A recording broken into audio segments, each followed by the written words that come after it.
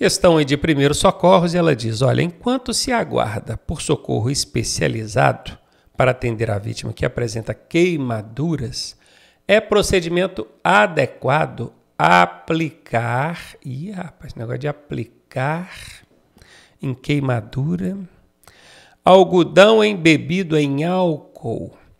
Parece uma coisa absurda, gente, mas tem gente que faz, porque sabe que o álcool, quando ele é jogado sobre a pele, ele causa uma sensação de frescor, não é? Já entornou álcool na pele? Sem pôr fogo, lógico. Só entornou álcool ali. Não dá uma sensação de frescor? Como a pessoa está sentindo a dor da queimadura, teve um inteligente que resolveu usar essa estratégia. Pegar o álcool, o algodão, molhar no álcool e colocar sobre a queimadura. Mas não pode, tá? No caso de você estar prestando socorro para uma vítima que está com queimadura, não faça isso. Você não vai aplicar nada sobre queimadura, beleza? Algodão embebido em óleo mineral, já mudaram só a substância, não pode. Pomada, esquece, não pode dar medicamento para a vítima. Isso quebra uma das 10 regras sagradas, não pode. Aplicar compressa de água fria com pano limpo, veja bem, sobrou essa, tem que ser essa a resposta, né? Mas vamos justificar aqui. Você já queimou alguma parte do corpo. Você experimentou colocar essa parte que está queimada, seja o dedo, a mão, o que for, debaixo de água fria? O que acontece imediatamente? Para de doer. Então, o ideal é colocar sob quer dizer debaixo de uma água fria, água corrente. Abre uma torneira, uma mangueira, água fria, limpa e correndo ali sobre o ferimento, vai parar de doer imediatamente. Isso é bom que você ganha tempo até esperar o socorro especializado chegar, porque dependendo da intensidade da queimadura, a pessoa pode estar sentindo muita dor e fica descontrolada. Só que vamos supor que você não tem nenhuma torneira, uma mangueira, coisa e tal. Você vai pegar um pano, compressa, gente, é um chumaço de pano. Um pano dobrado ali, enrolado. Vai molhar ele em água bem fria e colocar sobre a queimadura, que não vai ser tão bom como se colocasse debaixo da água, mas já vai diminuir a dor aí, já ajuda a dar uma segurada até o socorro especializado chegar. Questões sobre meio ambiente, ela diz o seguinte, com algumas exceções permitidas por lei, a utilização em veículos de qualquer espécie de equipamento que produza som só será permitida em nível de pressão sonora. Esse pressão aqui é volume, tá? Vamos entender como volume sonoro. E quando fala aqui equipamento que produza som, ele está se referindo ao som automotivo. Porque a buzina, alarme e outros dispositivos do veículo têm uma regulamentação específica, tá? Então falou equipamento que produza som é equipamento de som. O som que você coloca no seu carro para ouvir música, beleza? Há tempos atrás, existia bastante tempo na verdade, existia um limite tolerável. Hoje, na atual legislação, o que vale é isso aqui, ó. Não audível pelo lado externo do veículo, tá? Então aqui, ó, só será permitida em nível de pressão sonora não audível pelo lado externo do veículo. Como assim, professor? Então quer dizer que se eu colocar um som no meu carro e o policial que está na calçada lá do lado de fora ouvir o som desse carro, eu já posso ser multado? Pode sim, exatamente. Poxa, mas eu vejo tanta gente andando com aquele pancadão no carro. Pois é, mas é infração de trânsito, pode ser multado, tá? Não tem mais esse lance aqui de 120, 100 decibéis, 90 decibéis. Há muitos anos atrás existia isso. Mas se eu não me engano, desde 2016 que isso mudou, tá? Hoje o som não pode ser ouvido pelo lado externo. E quando aqui fala com algumas exceções permitidas por lei, é porque, obviamente, você vai ver aí um veículo que faz propaganda publicitária com a caixa de som em cima do carro ali, fazendo barulho, mas ali tá ok, tá permitido, que entra nessas exceções aqui, tá? Então, questão e com resposta a letra C. Mais um sobre o meio ambiente, ela diz o seguinte, para promover a boa interação social no trânsito é necessário, ó, interação social. Ajuda mútua. Ajuda mútua é quando é um ajudando o outro. Fica lindo, né? Então aqui, ok. A fim de evitar ou solucionar problemas no trânsito. Gostei, tá bom. Letra B. Não abrir mão dos seus conceitos, mesmo diante do direito alheio. Poxa, se a outra pessoa está no direito dela, mas eu não concordo porque eu tenho um conceito pessoal, eu não vou abrir mão do meu conceito, mesmo sabendo que ela está no direito dela. Isso não é forma de ter uma boa interação social, não, né? Tá fora. Reprimir condutores que cometem erros no trânsito. Gente, todo mundo comete erro no trânsito. Não tem esse nem aquele. Todo mundo. Eu cometo, todo mundo comete. Reprimir é o quê? Chegar e falar, só você errou, não sei o quê. Você acha que isso vai dar bom para uma boa interação social? Vai não, né? Letra C está fora. Deixar de dar passagem a condutores folgados. Pensa, um condutor folgado. Você já está lá na faixa da esquerda, já no limite de velocidade da via, a via só permite andar até 80, você já está a 80. E ele chega atrás de você, fica piscando farol, buzinando, pedindo passagem. Ele é folgado, não é? E aí você vai deixar de dar passagem para ele. Olha, se você fizer isso, se você deixar de dar passagem para esses condutores folgados, primeiro você vai estar cometendo uma infração de trânsito, porque é dever de todo condutor dar passagem quando solicitado. Não importa se ele está excedendo a velocidade, isso não é problema seu. Você não é guarda de trânsito e nem é radar de trânsito. Ok? Segundo, que fazendo isso, deixando de dar passagem, em hipótese alguma você vai estar criando uma boa interação social. Boa interação social, meu querido, é quando você abre mão até dos próprios direitos para ter uma boa convivência. Imagina se você fizer isso aqui, que inclusive é ilegal, acabei de falar que é infração, você tem que dar a passagem, mesmo que o cara for folgado. Então aqui não dá, né? Letra D está fora, ficamos então com a alternativa A. E aí, tá gostando da aula? Eu sou o professor Ronaldo Cardoso e tenho o caminho das pedras para você chegar à sua aprovação da forma mais suave possível. Se você fizer exatamente o que eu te pedi, eu garanto que você passa. Clique aqui no primeiro link da descrição e vem ser aprovado com a gente. Questão sobre mecânica. O aparecimento de trepidação no volante de direção. Volante de direção que você pega ali para dirigir, né? Tá trepidando, assim, ó. Ao alcançar uma determinada velocidade, é sinal da necessidade de manutenção indicada com... Gente, isso é uma manutenção muito básica, muito simples, que a gente faz assim, até com bastante frequência no veículo.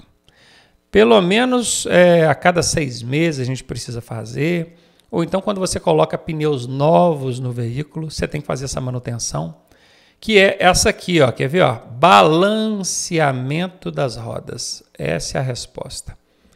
Por quê? Porque um pneu, imagina que isso aqui é um pneu, ele tem uma estrutura de borracha, de arame, né, de aço ali por dentro, aqueles arames de aço. Em algum ponto desse pneu pode ser que ele ficou um pouquinho mais pesado, 15 gramas, 20 gramas, pouquinho. Só que esse pouquinho, quando ele vai subir, ó, imagina essa roda girando, quando ela vai subir, ele sobe devagar. E na hora que ele vai descer, ele desce rápido, né? Para subir, como está mais pesado, ele vai devagar. Na hora de descer, o peso joga para baixo e desce mais rápido. Imagina isso acontecendo em alta velocidade. Olha só, ó, vou aumentando a velocidade. Ó. O que aconteceu? Trepidou a roda, trepidou a direção. Por isso que fala aqui, ó, ao alcançar uma determinada velocidade. O balanceamento é o balancear, equilibrar o peso. Aí você vai lá no borracheiro, ele bota os pneus aqui, a roda, né, na verdade, numa máquina, e a máquina aponta, fala, olha, nesse lugar aqui está com 20 gramas a mais de peso. O que o borracheiro faz? Pega um chumbozinho, vai na roda do seu carro assim, ó, e bate esse chumbozinho, prega ele ali do outro lado. No que ele pregou esse chumbozinho do lado de cá, o que aconteceu? Balanceou.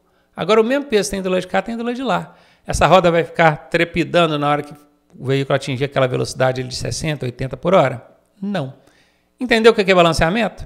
Melhor do que decorar é aprender, né? Letra A aí é a resposta. Questão sobre mecânica. Quais são os ciclos de funcionamento de um motor do ciclo Otto? Otto é o motor, ele pode funcionar tanto no 4 tempos quanto no 2 tempos, tá? Mas vamos falar aqui do de 4 tempos. Aqui falou ciclo Otto, como se resolvesse. Existe motor ciclo Otto de 4 tempos e existe motor ciclo Otto de 2 tempos. Como a questão não explicou qual dos dois ele quer, a gente vai ter que ler as alternativas. Além do ciclo Otto, existe o ciclo diesel. Tá? Então, se algum dia na sua prova perguntar sobre ciclo, tipos de ciclo no motor, você tem um ciclo Otto, 4 tempos e 2 tempos, e você tem um ciclo diesel, beleza? 4 tempos. Entrada, saída e escapamento. O que é isso? Entrada, saída e escapamento. Aqui só tem 3 tempos. Eu preciso de 4. Ou 2, né? Não tem 3 aqui, então já vou eliminar. Admissão, 1. Compressão, 2. Explosão, 3. Escape, 4. O que está entre parênteses aqui é porque pode ser chamado de explosão ou combustão, dá na mesma.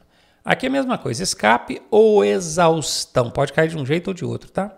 Mas nós temos aqui os 4 tempos, ó, admissão, compressão, explosão e escape. 1, 2, 3, 4, casa com o que está aqui. Pode ser essa a resposta.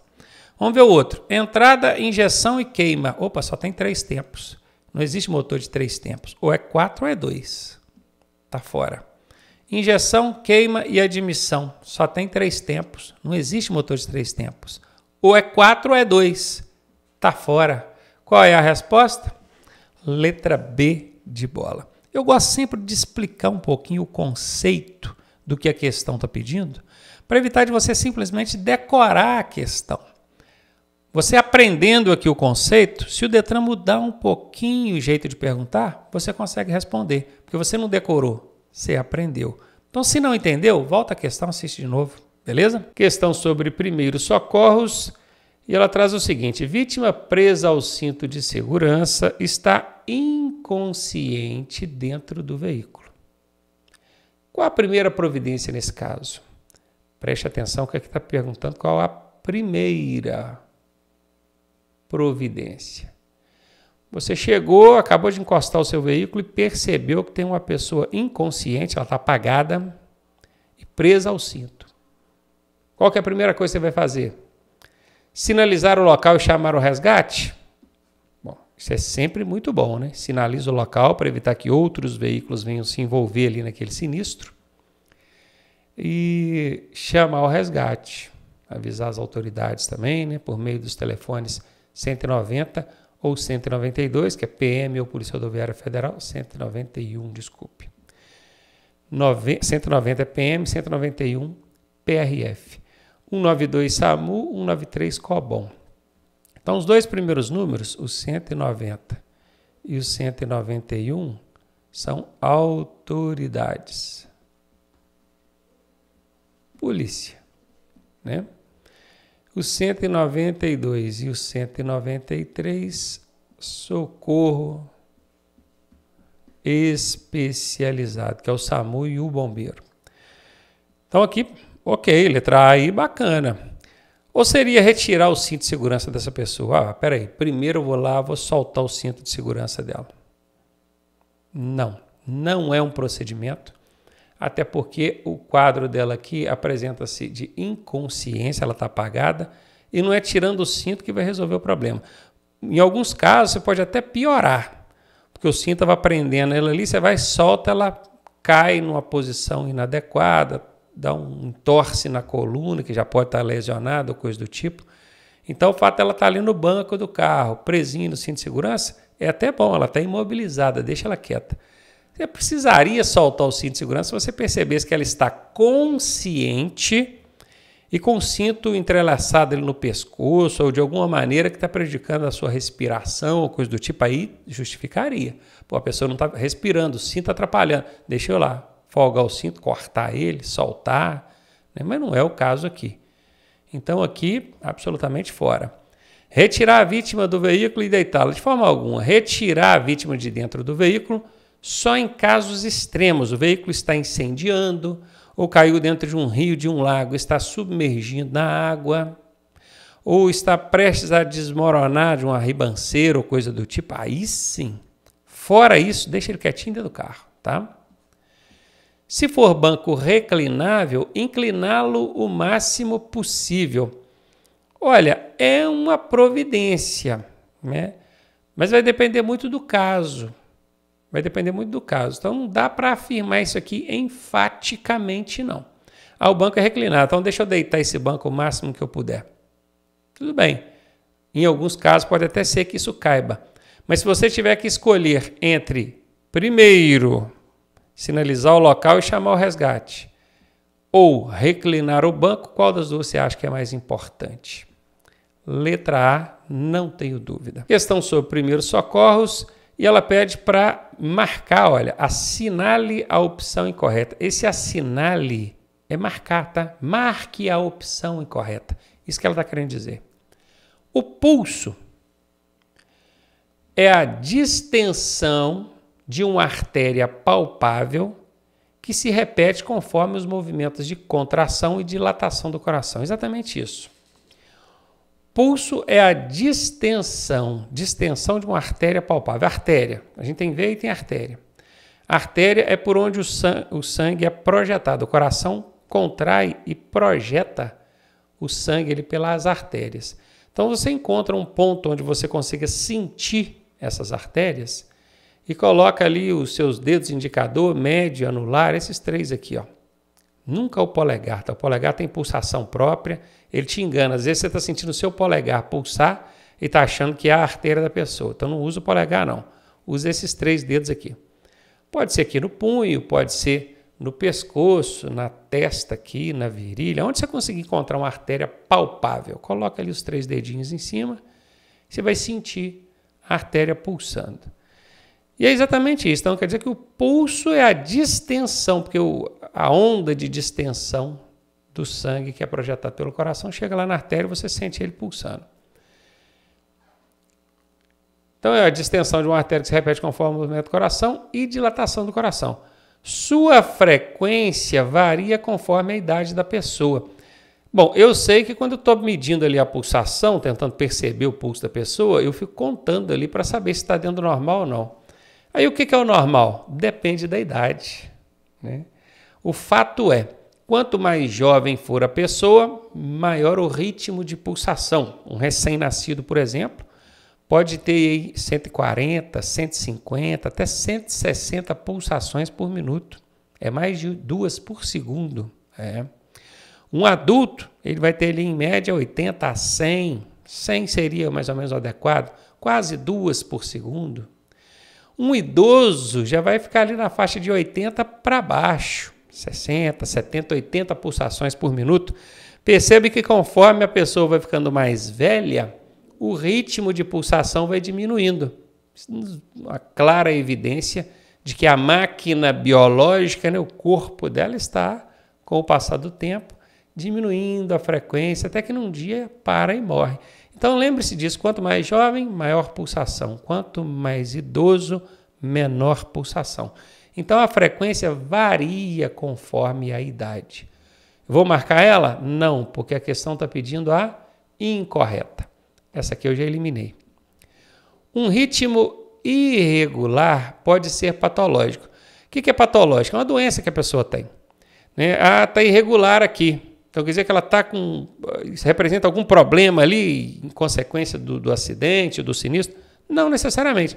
Pode ser uma patologia. Ela já tem isso como uma doença. Tá? Então, ok, isso é certo. Eu não vou marcar porque eu estou procurando a incorreta. A pulsação fraca, você botou o dedo ali, você não está sentindo assim com aquela clareza, está pulsando fraquinho.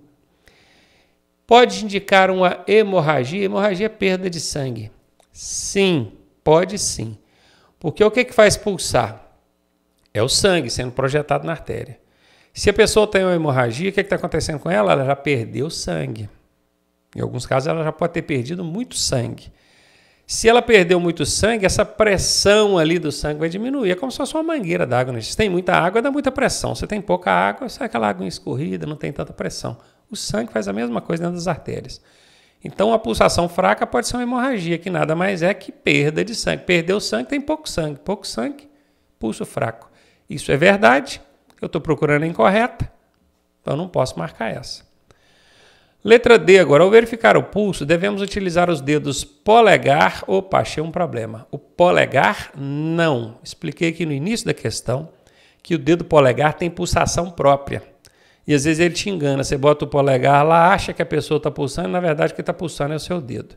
Então aqui está errada, achei a incorreta, letra D de dado. Aqui até fala para usar também o dedo indicador, mas o polegar não pode. Beleza? Questão sobre primeiros socorros. Ao observar uma pessoa tendo convulsões, sabe o que é uma crise convulsiva, não sabe? Você já viu uma pessoa toda lá se debatendo, descontrolada? Crise convulsiva.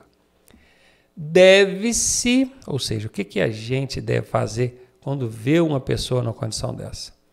Apenas aguardar que a crise passe espontaneamente. Essas crises realmente, elas tendem a passar espontaneamente, sozinhas. Tá? Se ninguém fizer nada, a pessoa vai passar pela crise e vai restabelecer o estado normal dela. Isso é normal. Tá? Pode acontecer de alguns casos não passar e ela chegar a quadros mais graves aí. Mas o problema dessa alternativa é isso aqui, ó.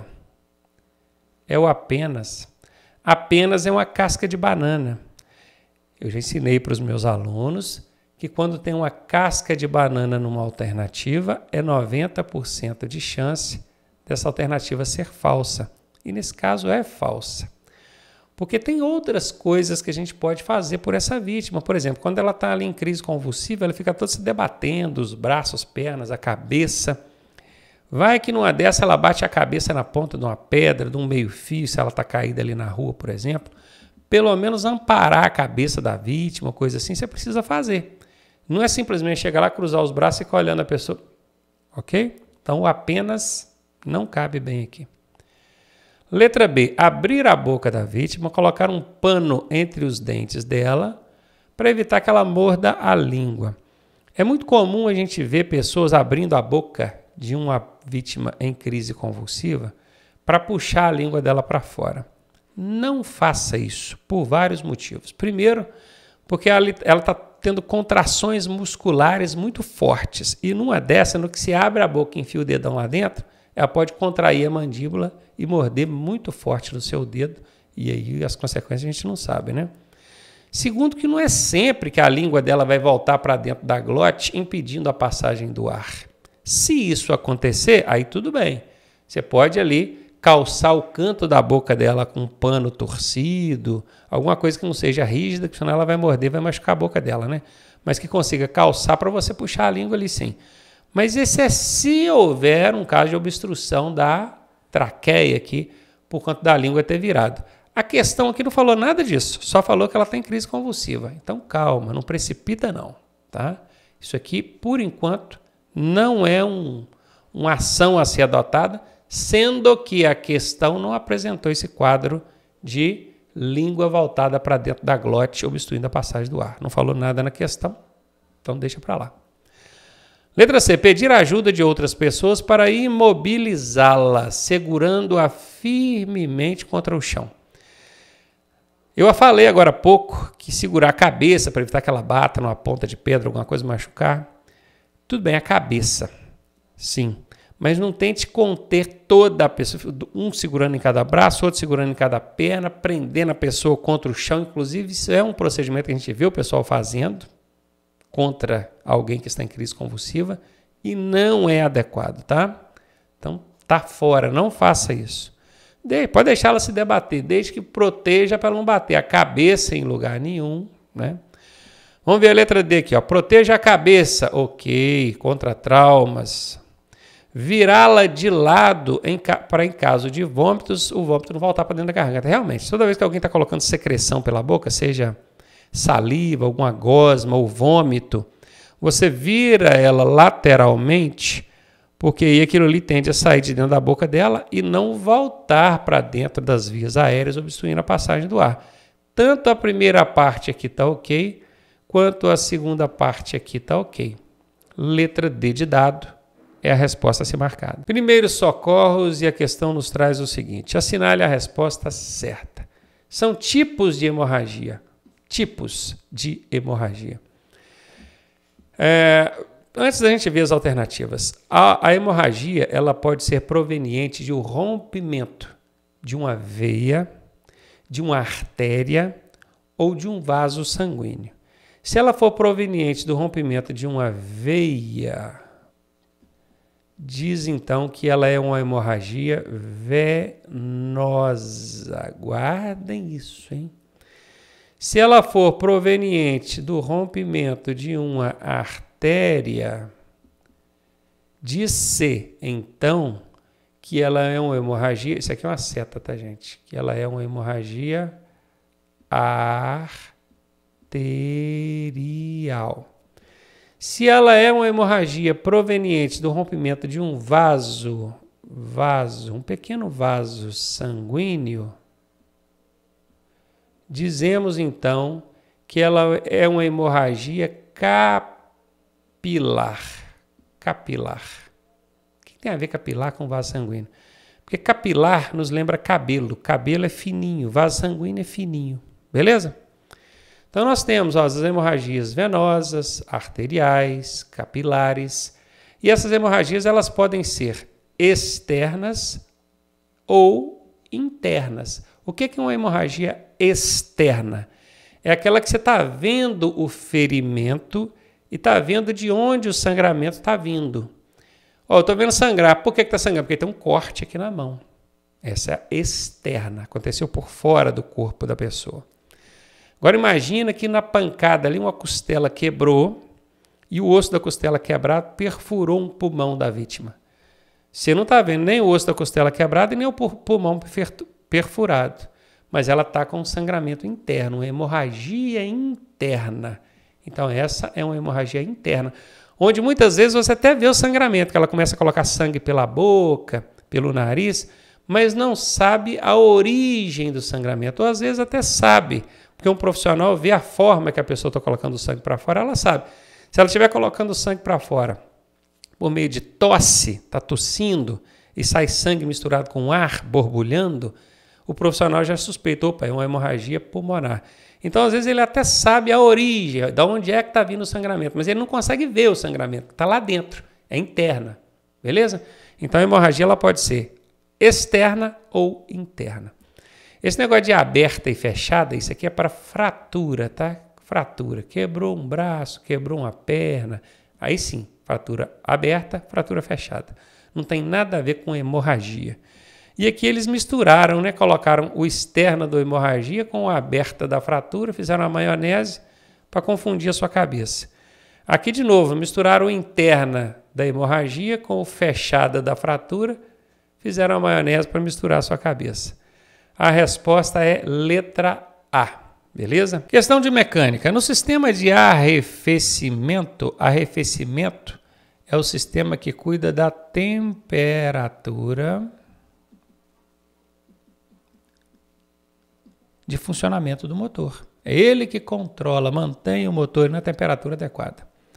A finalidade da válvula termostática, veja bem, válvula termostática é um dispositivo do sistema de arrefecimento. Vamos pensar aqui para quando vocês virem esse termo ou termos parecidos em outros tipos de questões diferentes desses, vocês saberem responder porque entenderam, não porque memorizaram ou não porque decoraram a resposta. Válvula é um local, é um dispositivo que abre e fecha, permitindo ou não a passagem de algum fluido, seja ele líquido ou gasoso, às vezes até pastoso. Não estou falando dessa válvula, é qualquer válvula. Quando fala válvula, esquece a questão. Estou dando para você um conceito de válvula. O que é válvula? É um dispositivo que abre e fecha, controlando ali a passagem de um tipo de fluido. Fluido pode ser água, ou líquido, pode ser gás, pode ser pastoso. Imagina o seu botijão de gás dentro da sua casa. Ele tem uma válvula ali. Quando você fecha aquela torneirinha, você fechou a válvula, o gás não passa. Ok? Aqui é uma válvula termostática. Esse termo vem de quê? Vem de térmico. Térmico é temperatura. Então, ela é uma válvula que tem a função de abrir e fechar, permitindo ou não a passagem de algum fluido, mas que ela é acionada de forma termostática. É a temperatura desse fluido é que vai determinar se ela vai deixar esse fluido passar ou não. Bom, agora que você entendeu esse conceito básico. Você vai entender o seguinte, o motor do carro está lá funcionando e ele vai esquentando, chega num ponto que ele não pode esquentar mais. Aí o sistema de arrefecimento que controla a temperatura do motor precisa entrar em ação. Como é que ele sabe que está na hora dele entrar em ação? Por causa dessa bacana aqui, ó, essa válvula termostática. O termo, não é, de temperatura, percebe que a água que está vindo do motor para circular ali está numa temperatura muito alta, por isso que é o termostática. Está numa temperatura muito alta. Então essa válvula abre e permite que a água circule. O fluido, no caso aqui, é a água que está circulando entre o motor e o radiador, no caso, que é um dispositivo, o principal componente do sistema de arrefecimento. Então vamos lá. No sistema de arrefecimento, a finalidade da válvula termostática é diminuir o fluxo da água. Não é diminuir o fluxo da água. Impedir a passagem da água do radiador para o carburador. Em alguns casos, ela até vai impedir. Vamos deixar essa aqui por enquanto. Enquanto ela estiver fechada, essa válvula estiver fechada, ela impede a passagem da água, né? Ah, mas tem um problema aqui, ó, a passagem da água do radiador para o carburador. Não. O correto aqui seria radiador. Carburador é do sistema de alimentação, cuida de combustível, não tem nada a ver com água que controla a temperatura do motor. Uma pegadinha do Detran, tá vendo? Ele colocou aqui, ó, bem assim, parecido, né? Carburador e radiador. Até eu li rápido, quase que eu caí, tá vendo? Tem que ficar esperto. Então, carburador não tem nada a ver com o sistema de arrefecimento. Carburador é sistema de alimentação, combustível. Aqui é radiador. Então, tá fora. Indicar a temperatura quando o fluxo da água diminuir. Não vai indicar a temperatura. O que vai indicar a temperatura é o que está lá no painel do seu veículo, né? E não é nem a água diminuir, é quando a água aquecer ou esfriar, né? Então, aqui está fora. Permitir a passagem de água do motor para o radiador. Ah, aqui, ó, olha o nome da peça que eu falei com você, ó, radiador. Aqui, ó, radiador, viu? Isso aí, o motor estava quentão, a válvula termostática percebeu que a água estava vindo muito quente do motor e permitiu que essa água saísse do motor e fosse para o radiador, para quando a temperatura ideal for atingida. Aí ele faz ali a troca de água com o radiador, né? O motor esquenta, manda água quente para o radiador abaixa a temperatura daquela água e devolve para o motor. E fica ele trabalhando para manter controlada essa temperatura do motor. Letra D é a resposta.